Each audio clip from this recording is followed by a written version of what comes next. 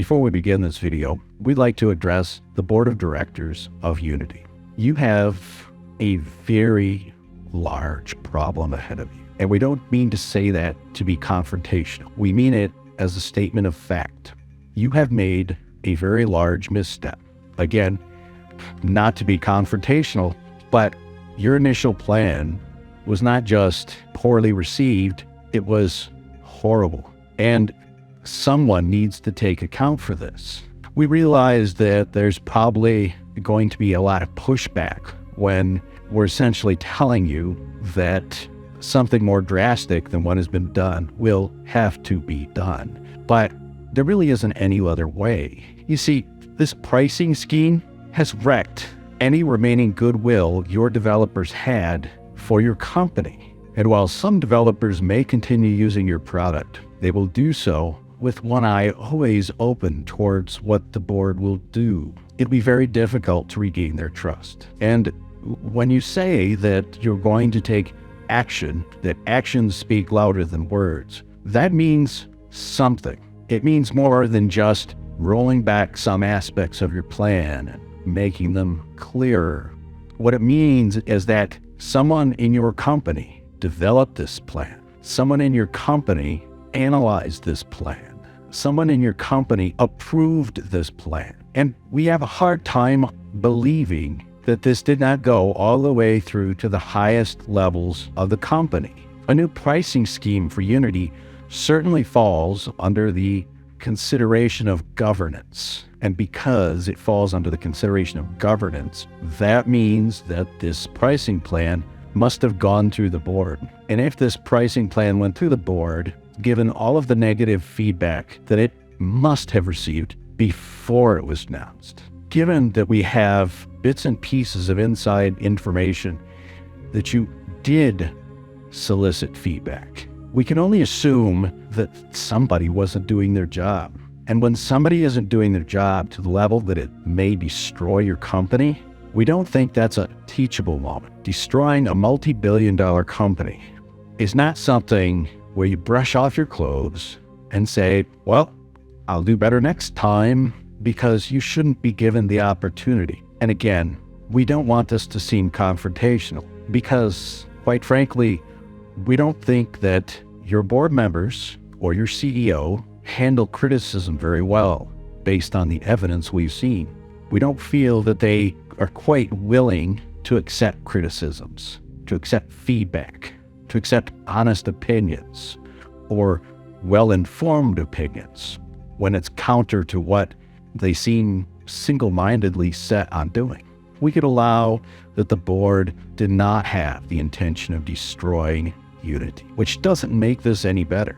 And of course, if that was your intention, well, that's all the more case that somebody should be held accountable, correct? So again, we don't want to be antagonistic. We want you to listen to this. It's in Unity's best interest for at least 1, 2, 3 board members to take responsibility and do the appropriate action. It is in your customers' best interest that you show us that you do accept the responsibility, to show us that you can accept criticism, that you can accept feedback and take the appropriate action.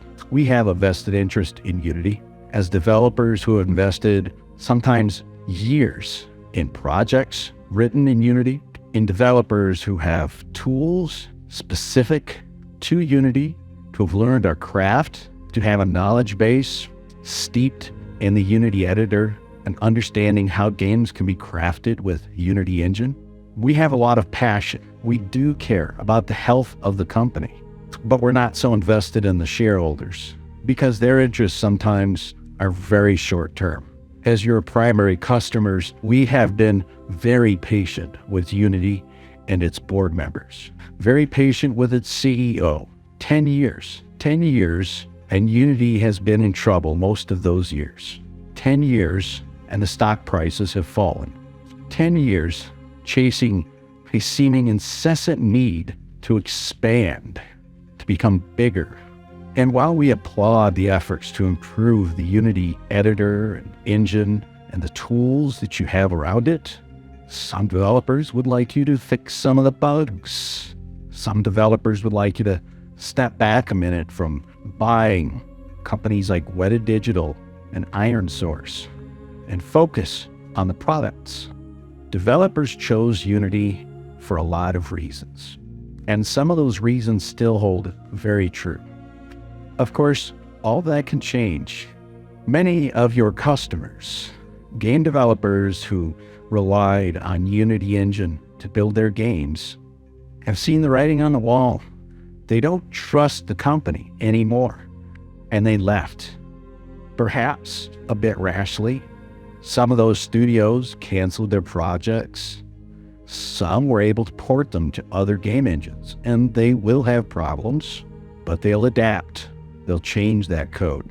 They'll make it work. And more importantly, for some of those game engines that are open source, those same developers working on their games will contribute to those projects. They'll add some of the features that they missed from Unity. That wealth of experience, that amazing knowledge base that was acquired after years of being entrenched with Unity Game Engine will be lent towards other projects, which means Unity will have to try even harder to keep the game developers that it has and to try and gain new developers. But they're overcoming that massive breach of trust. It's hard to see how they come back from this. For certain, they'll have to start paying more attention to that game engine, to the bugs, to the things that developers find annoying. They'll have to show that they've redoubled their efforts to making it a better game engine, a better editor for us developers. But most importantly, they'll have to find some kind of magic to gain our trust back. And that probably won't happen as long as the people responsible for the original Debacle continue to sit on the board. I know that's a hard pill to swallow. Nobody likes being told that they did a terrible job. Nobody likes overseeing one of the most disastrous business decisions in recent memory. But that is where we're at. And the longer the board remains aloof and indifferent to the anger, the visceral anger of its customers over what has happened, the longer they decide to sit there in their boardroom, shielded apparently from any responsibility, from any accountability for what happened, there will be no trust rebuilt. And all those developers who are still toiling away using Unity Editor, creating games with the Unity engine, will simply evaporate. The bigger studios will finish up those projects and choose to go a different route. You'll start seeing fewer listings on LinkedIn for Unity developers and Unity game designers. You'll start seeing other game engine names pop up. Meanwhile, your numbers will go down. The number of games published will go down. And not because the current plan is terrible, not because the current plan is unfair. It'll keep going down because of the trust. It's nice for Mark Whitten to say that Unity needs to show that it can be trusted once again. But at the end of the day, they have to do more than just lip service. They actually have to demonstrate that they can be trusted. And I don't think they've done that yet. It's time to grow up. It's time to accept that you failed. And it's time to give your customers what they want. Solid reassurances that this sort of thing will not happen again. We would like to see people who we know will engage the community, who have a track record. Because quite frankly, the current board doesn't have a good track record. They have a terrible one. And your CEO is beyond the pale. He might be the nicest guy in the world in person, but he was disliked as CEO of Electronic Arts. And he's done some very outrageous things as CEO of Unity, particularly lately.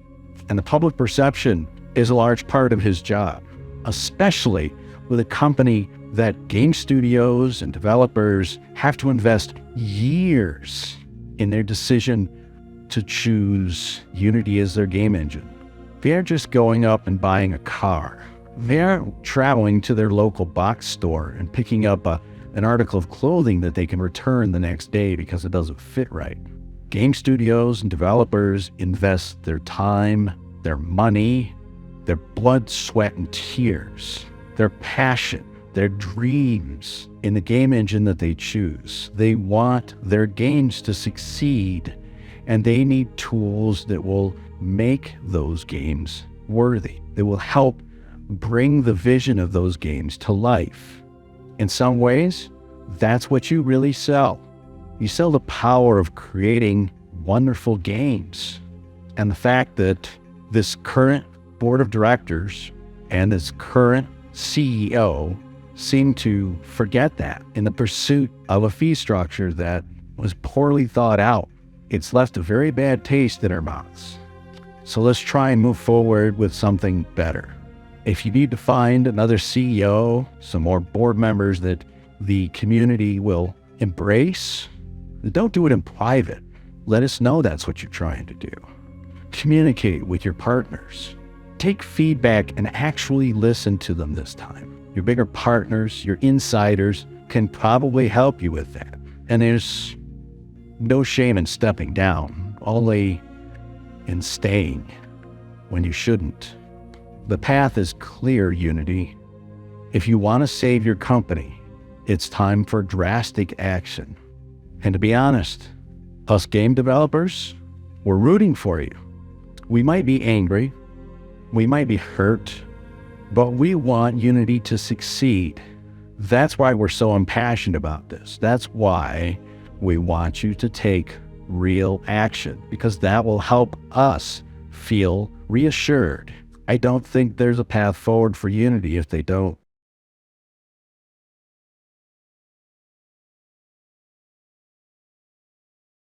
Let's talk about Unity. What is Unity and why is it important to gamers? Unity is really two distinct things, at least if you listen to Unity, the company. It's an editor that allows developers to create 2D and 3D games, in many cases without writing code, thanks to the many tools built into the editor and countless extensions available on its asset market. And it is the engine, a big chunk of computer code that manages all of the game's assets and scripts to bring the game to life on your computer or game console. Most game developers do not make this distinction, but it's worth remembering how Unity views its brand and most important product to understand the mindset that has led to recent events. For most of us, Unity represents a very competent, multi-platform system that enables us to write a wide variety of styles of games, whether they are 2D platform games, massive multiplayer first-person shooters, racing simulators, space combat games, in visual styles that range from retro pixelated screens to beautifully rendered, realistic, ray-traced masterpieces. The possibilities seem endless. The cost of entry has been simple, a free download.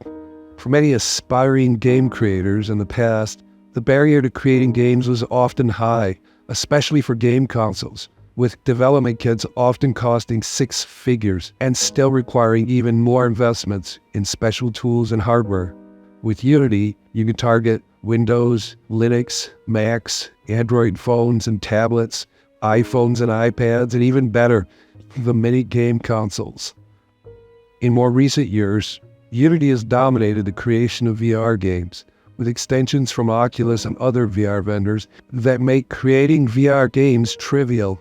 For developers, support of the C# language, a huge asset store that includes a seemingly endless supply of paid and, more importantly, free 2D sprites, 3D models, special effects, and tools, and most importantly, a community that has supported Unity since the early days with forum posts, Stack Overflow answers, and tutorials.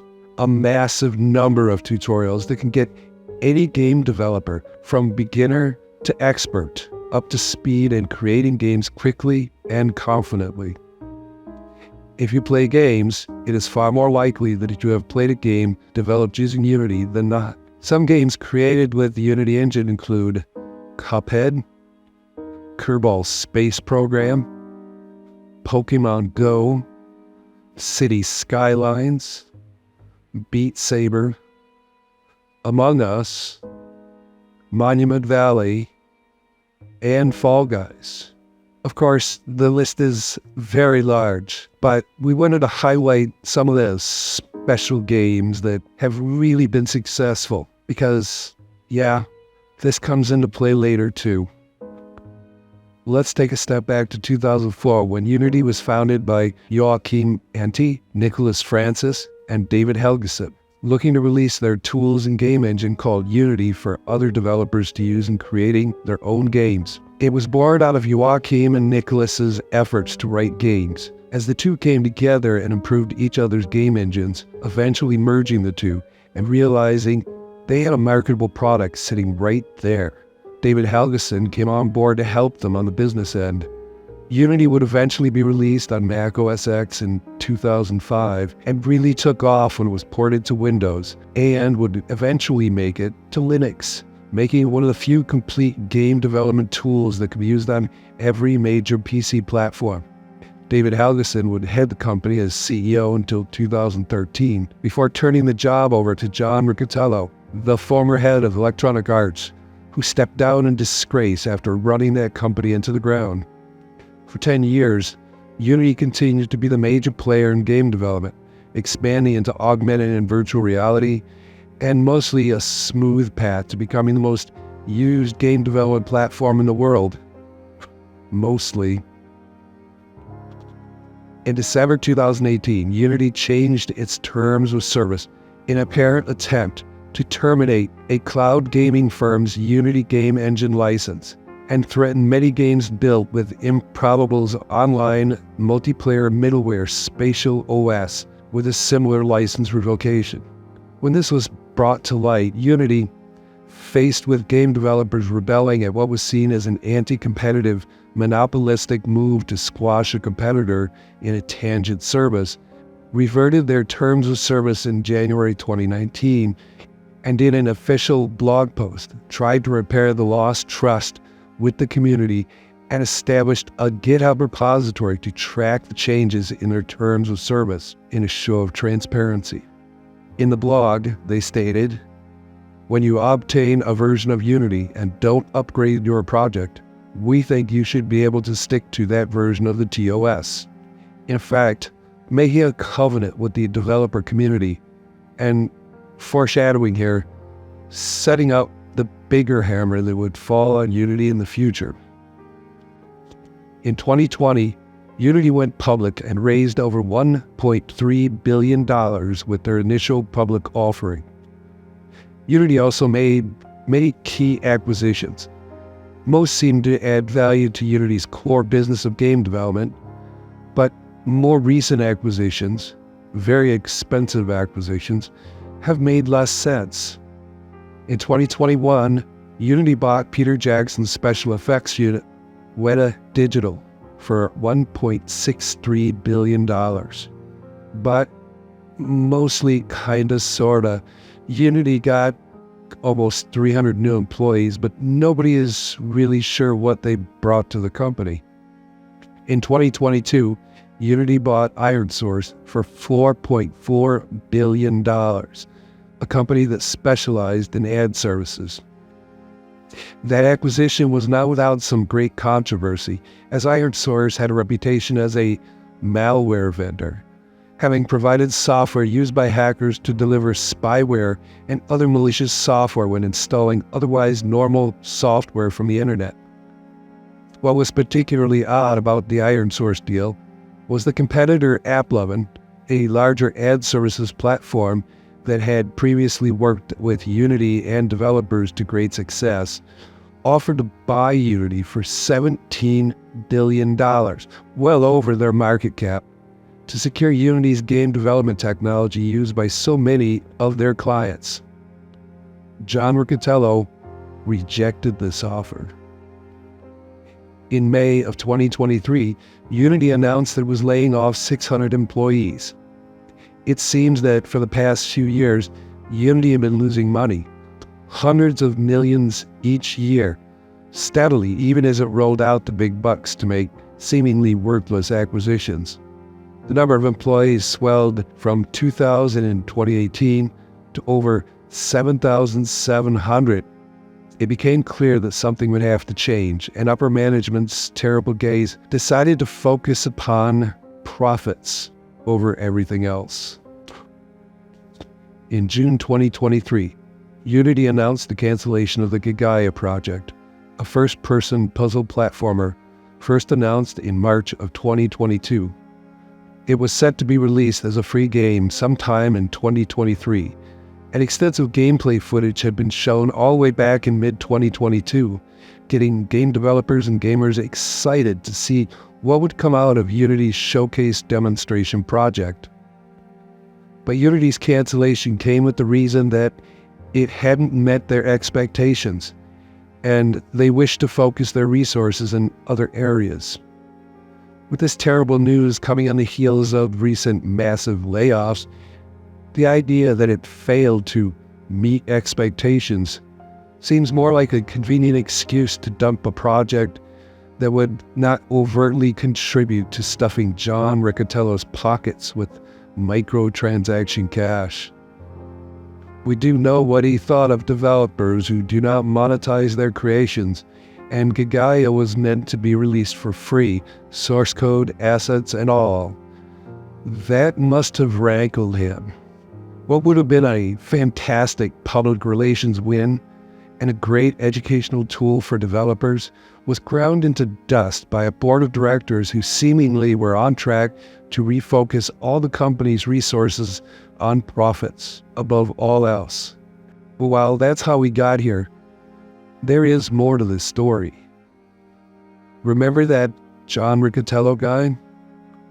The guy who was voted the most hated CEO in gaming as he drove Electronic Arts to become one of the most hated companies in gaming? He has quite a history of hot takes.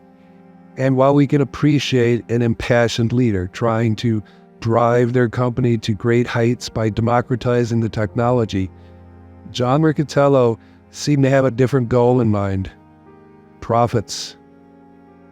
It's understandable, I guess. As the CEO of Electronic Arts, he managed to oversee a 60% drop in stock prices during his tenure there, before resigning in disgrace.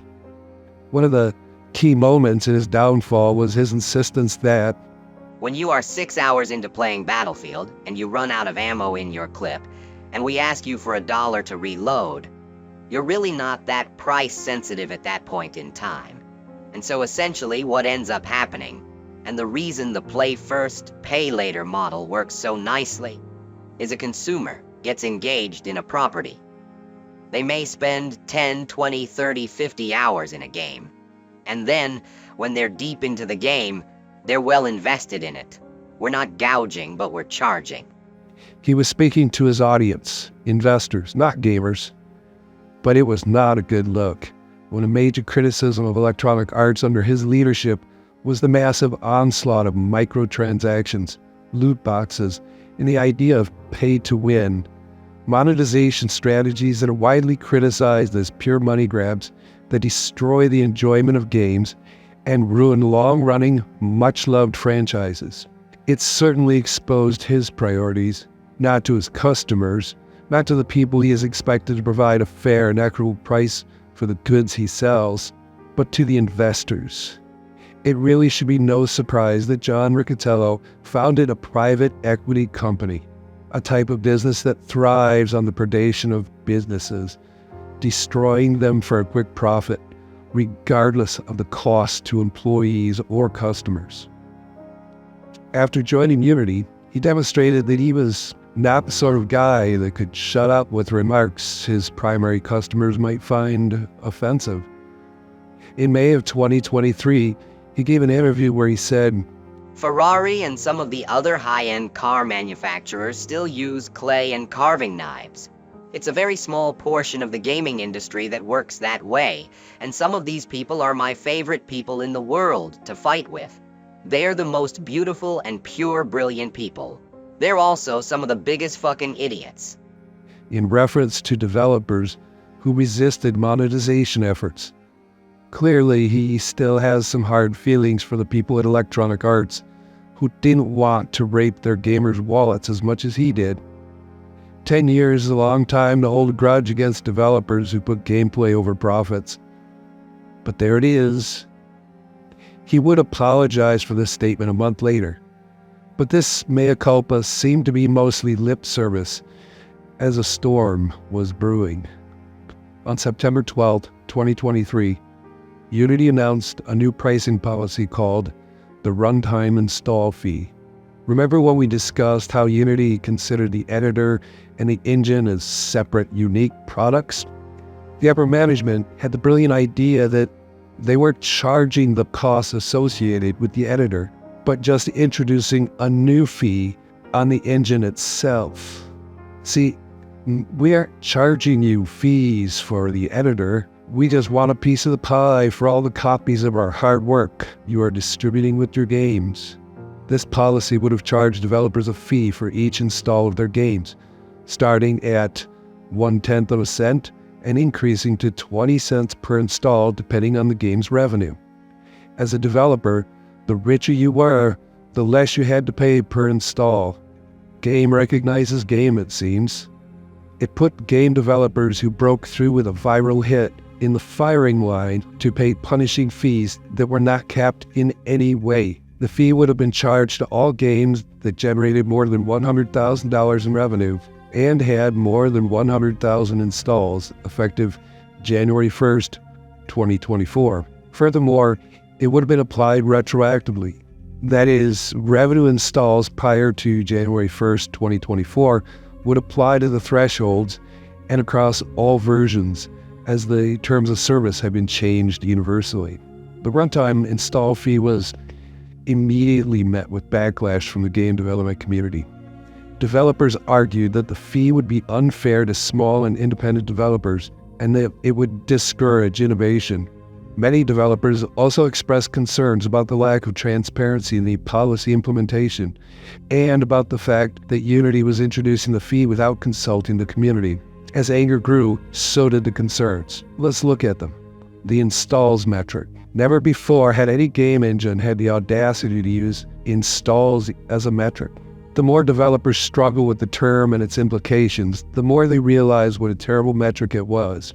Unity claimed that it could measure this from proprietary data models, and they flip-flopped on how repeated installs would be counted, and claimed to be able to discern pirated copies and installs from charity bundle purchases using their ad fraud detection algorithms, which baffled developers who created their games with no ad services.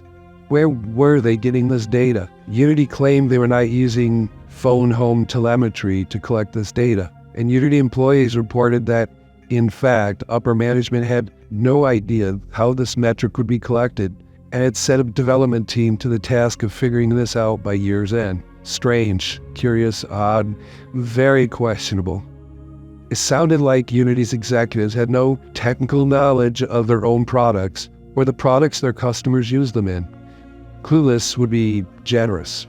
Arrogant, and an attitude that clearly demonstrated the Unity C-suite felt they knew better than their own employees and Unity insiders that advised them against this. From the confusion by the Unity staff in responding to their customers' concerns on this installs metric, it was clear that Unity had a problem right from the beginning of this plan.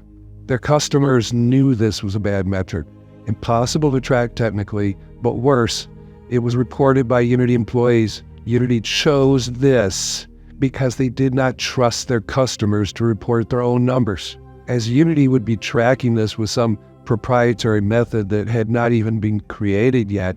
There was another problem with this metric, the transparency. They expected developers to trust us, bro. The next concern that popped up was the terms of service. Remember that incident with Improbable in December of 2018? Unity stated in their blog, "When you obtain a version of Unity and don't upgrade your project, we think you should be able to stick to that version of the TOS." But now they completely rejected that. Doubling down on destroying the trust developers might have had with Unity, they removed that GitHub repository that they created specifically to address the earlier incident. The repository that was supposed to show transparency and demonstrate their commitment to keeping the promise made in January 2019. what was going on here. It felt like some executive was seething over being foiled over the improbable incident, clamoring to erase all of the repairs to Unity's reputation just to prove the point. That's just an opinion, of course. Less helpful was the Unity employee tracking down their legal department to get a statement about the legality of changing the terms of service this way. And their response? Our terms of service provide that Unity may add or change fees at any time. We are providing more than 3 months advance notice of the Unity runtime fee before it goes into effect. Consent is not required for additional fees to take effect, and the only version of our terms is the most current version. You simply cannot choose to comply with a prior version. Further, our terms are governed by California law, notwithstanding the country of the customer. It's a very unkind take on the matter and ignores some of the concerns about the terms of service and the legality of using it this way. Honestly, it sounds like that lawyer is very bad at their job, yet Unity upper management had faith in the least ethical interpretation of contract law that gave them a way to bleed their customers dry. Wow, the absolute worst thing about the pricing plan, perhaps just another unacceptable thing in the pile at this point, was the fact that the proposed pricing changes could bankrupt some developers for having a popular game. Forgetting malicious installs, piracy, false positives, some of Unity's bigger developers figured out the numbers. As the fee was uncapped, they determined that in some cases, they would have to pay Unity millions of dollars more than their games actually made. Truly astounding plan there, John Riccatello. I always thought MBAs had to pass basic math classes at least, between schmoozing on Golf Course 101 and advanced share price inflation through predatory acquisition classes, but maybe not. Their initial plan had no cap on the fees. When this was brought up, the only thing they could say about that was, contact your Unity customer representative and we'll work it out. which is exactly the sort of thing you say when you realize that you made a big whoopsie on your shiny new pricing scheme. Free-to-play games would find themselves punished for having a low CPI, and at one point, Unity tried to roll out a plan to waive those fees if they use level play, an ad service Unity offered out of the Iron Source acquisition, which seemed like a full firing of the broadsides at AppLovin and other ad services that developers chose to use that weren't part of Unity's own services. Let's also go back to that whole installs thing as well. It was interesting, to say the least, during the week before they revised their pricing plan. Some of the confused responses we were getting from Unity employees between the strange ability to detect pirate installs, they flip-flopped on the idea of charging developers for repeated installs on the same device, and they also made some remarkable claims. Developers weren't the only ones to take notice. Gamers realized that terrible things were about to happen to the game market, as new games would have to drastically change their business models and raise prices. Publishers would be delisting games made with Unity, as the new fees were a nightmare for accounting. Without cost certainty, marketing any game made with the Unity engine was suddenly a complete crapshoot. In the absence of anything concrete coming out of Unity, the community devolved into chaos and memeing. Announcements started popping up as bigger game developers announced their intentions to sever relations with Unity and either cancel current Unity-based projects or delay them to port them to other game engines such as Unreal, Godot, or Stride. The number of such announcements grew by the hour. Shock gave way to numbness, and Unity's competitors took advantage of their massive missteps. Open source game development engines saw a massive uptick in contributions, some in 6 figures. Then the Great Rebellion took a more painful form for Unity, as major customers turned off their Unity ad services, shutting down Unity's major source of revenue. The customer base was making a statement and would not stand still even as Unity executives regrouped, and tried to figure out what to do next. Cringe moments seemed to be all Unity could muster as they posted an announcement. We have heard you. We apologize for the confusion and angst the runtime fee policy we announced on Tuesday caused. We are listening, talking to our team members, community, customers, and partners, and will be making changes to the policy. We will share an update in a couple of days. Thank you for your honest and critical feedback. Implying that developers were the ones confused and feeling angst like some tween child sent to their room without dinner. It was basically a non-apology. What was going on here? Unity insiders, developers who had a close relationship with Unity, revealed what they could of talks going on, of upper management scrambling to find answers for a disaster that unfolded and dropped on Unity so suddenly. At one point, Unity closed 2 of its offices over credible death threats. Those death threats turned out to be an irate, stressed employee who chose the unwise option of going postal. On September 22nd, 2023, Unity released a new pricing policy that was much more favorable to developers. The new policy eliminated the terrible install metric in favor of a self-reported initial user engagements. A developer simply needed to report the number of downloads or units sold, which are terms used in reports from game markets like Steam and itch.io.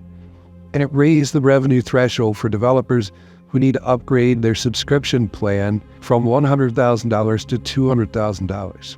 The new policy also gave developers the option to choose between initial user engagements fee or a 2.5% revenue share, whichever is lesser, and those fees would only apply to games that made over $1 million in revenue in the trailing 12 months.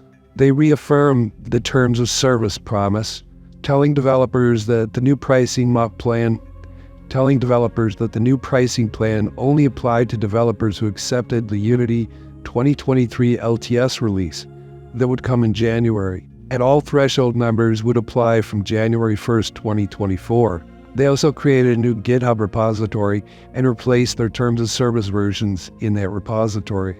All of this came out of the vocal feedback from their customers, in particular, the biggest customers and insiders. Basically, they introduced a plan that, had it been the initial plan, would have been far better received. Ultimately, the only thing Unity managed to do with the initial short-sighted rollout was doom their company. Yes, even with the most optimistic outlook, it's hard to see how Unity recovers from this without being sold or some other drastic action. More on that in a moment, because Unity just seems to have a hard time not punching itself in John Riccitiello's eminently punchable face. Before the dust could settle, somebody at Unity made the bad decision to try and explain their removal of the terms of service repository with an extremely laughable reason. Because the views were so low. These people honestly don't know their audience, and that sort of incompetence is why this company is doomed. Developers aren't stupid. Trying to lie to them so blatantly only further damages the trust you've effortlessly destroyed. You know who uses GitHub? Game developers. Just a theory, but maybe some executive fuming at their plans spoiled over the improbable Spatial OS controversy was anxious to remove the GitHub repo. If that's the case, please fire that person. Even if it was just simple incompetence, please fire that person. Destroying the covenant of the earlier promise about the terms of service is core to why game developers are abandoning Unity. The rest of it was bad, sure, but at the root of trust is that promise.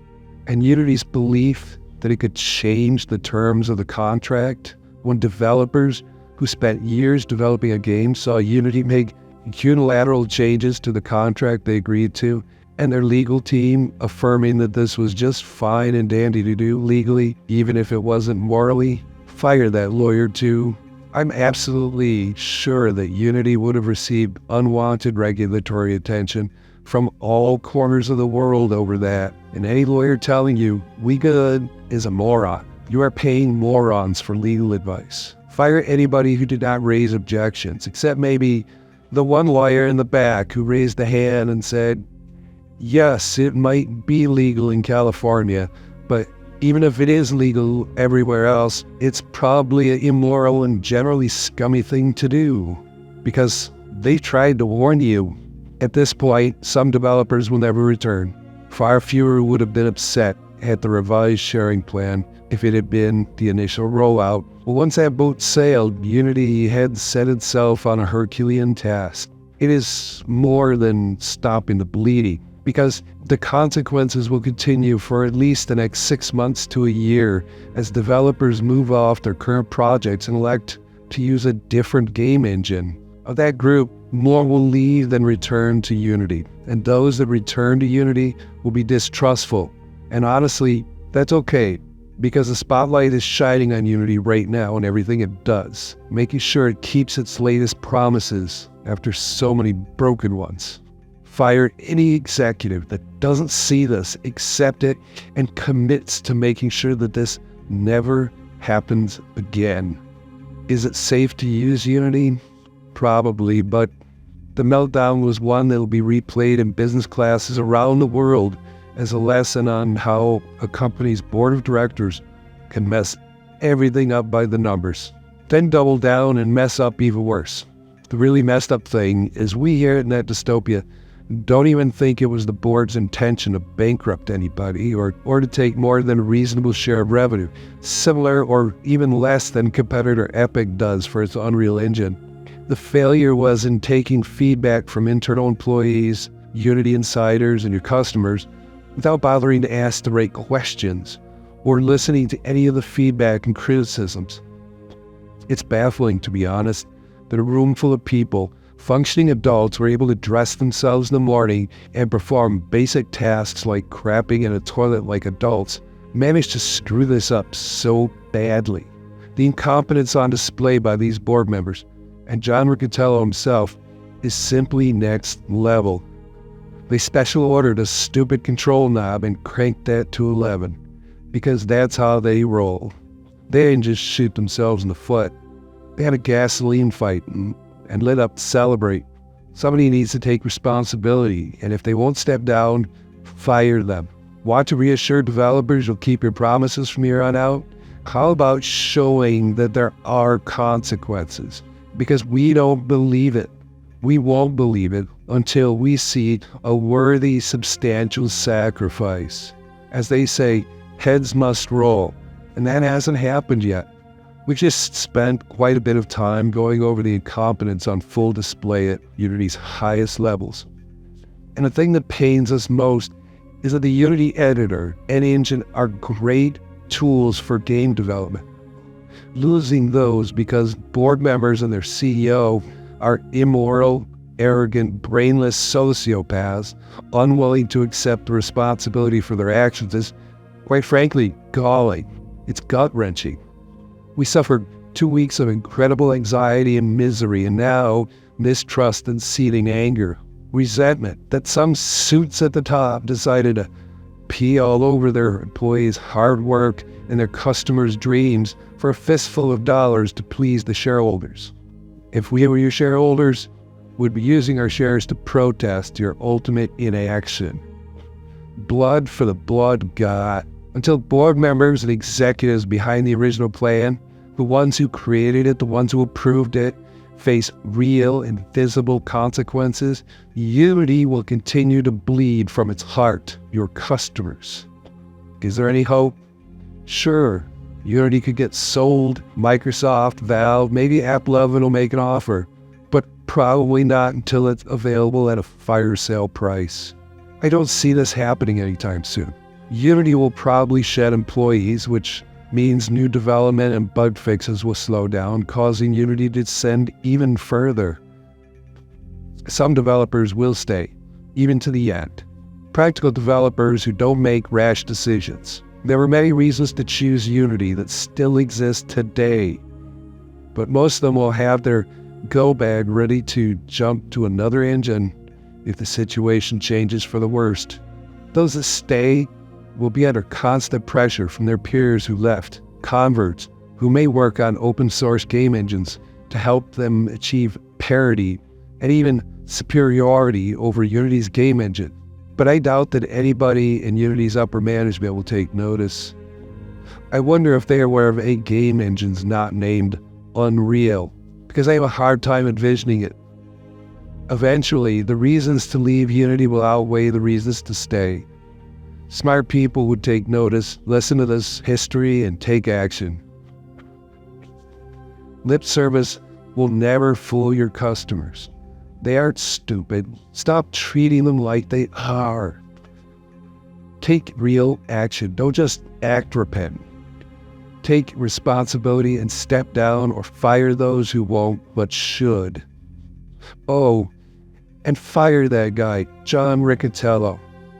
We wish him a happy retirement in some tropical island.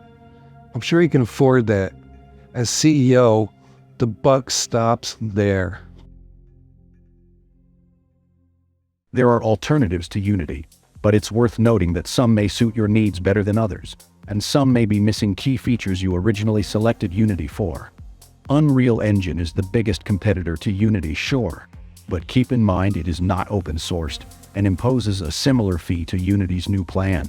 Unreal's programming interface is primarily done through Blueprint, its visual scripting system, or C++. While it is possible to craft 2D games with Unreal, Epic's game engine is primarily focused on developing lush AAA 3D games. In addition to the editor, the Unreal game engine ecosystem features tools such as MetaHuman Creator and Quixel Megascans, technologies like Nanite and Lumen, and a well-stocked asset store that features wonderful free content every month. Like Unity, Epic Games has faced a number of financial challenges in recent years, including layoffs and legal battles. In October 2022, Epic laid off 830 employees, or about 15% of its workforce. This was the first major round of layoffs in the company's history. CEO Tim Sweeney attributed the layoffs to a financial problem that the company had been grappling with for months. One of the main contributors to Epic's financial woes is its ongoing legal battle with Apple. In 2020, Epic sued Apple after the company removed Fortnite from the App Store for violating its terms of service. Epic argued that Apple's App Store is a monopoly, and that its 30% cut of in-app purchases is unfair. The case is still ongoing, but Epic has already incurred significant legal costs. In December 2022, Epic agreed to pay a $520 million fine to settle a dispute with the Federal Trade Commission over privacy violations and dark patterns that tricked young Fortnite players into making purchases. The FTC's settlement was the largest of its kind in the history of the agency. In addition to its legal troubles, Epic has also been facing increasing competition from other game companies, such as Microsoft and Sony. These companies have been investing heavily in their own game development studios and platforms. Despite its recent financial challenges, Epic Games remains a valuable company. In April 2022, the company was valued at almost $31.5 billion. Epic is still generating significant revenue from Fortnite and other games, as well as from its Unreal Engine game engine. However, it is clear that Epic Games is facing a number of headwinds. The company's ongoing legal battles and increasing competition are likely to continue to weigh on its financial performance in the near future.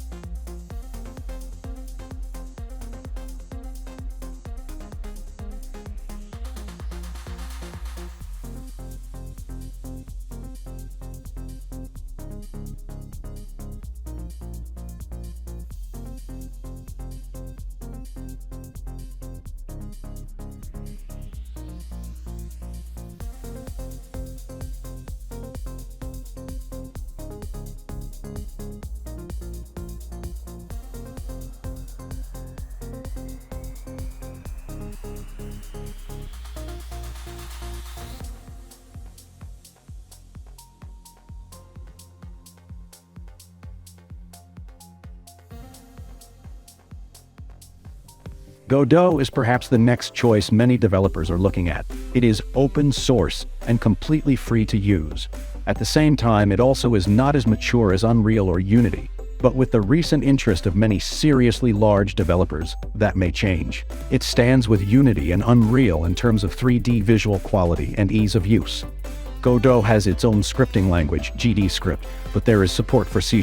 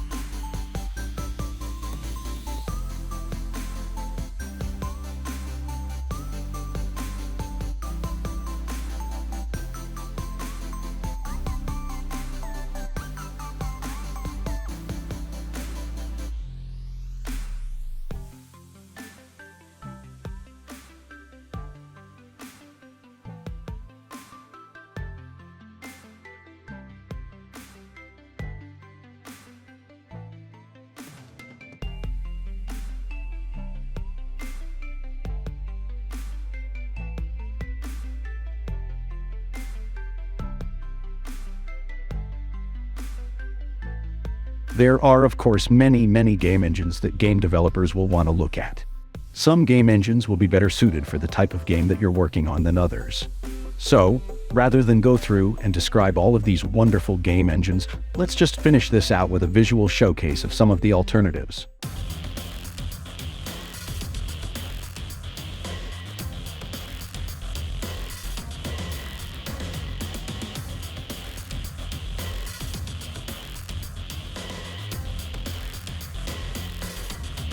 For a more in-depth look at various game engines, check out the great YouTube channel Games from Scratch. We'll link the channel below in the description. Their host really knows his foliage too.